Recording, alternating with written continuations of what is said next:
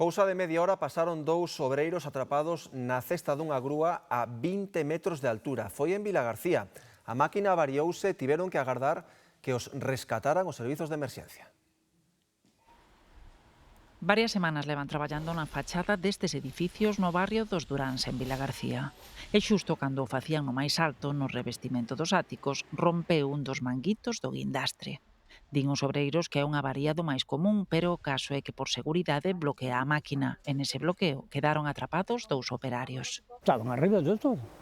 Que despois viñeron os de protección civil ca escaleira para sacalos que estaban na jaula esa arriba e baixáronos para baixo.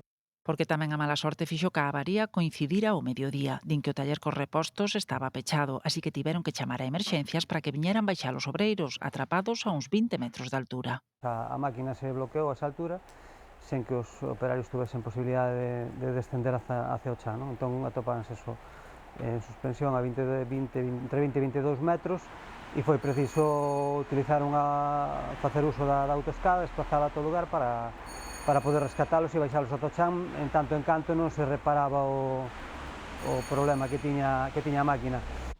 O peor foi que dende que rompera o manguito, a máquina fora perdendo líquido do hidráulico, que acabou por embarrar toda a zona. Esvaradizo é un aceite hidráulico, é esvaradizo, e, bueno, aparte da contaminación que pode ocasionar en caso de que chegue a acuíferos e demais, entón, bueno, hai que facer traballos de taponamento para que non entre os rexistros de pluviais e despois recollelo debidamente para evitar esa contaminación tamén.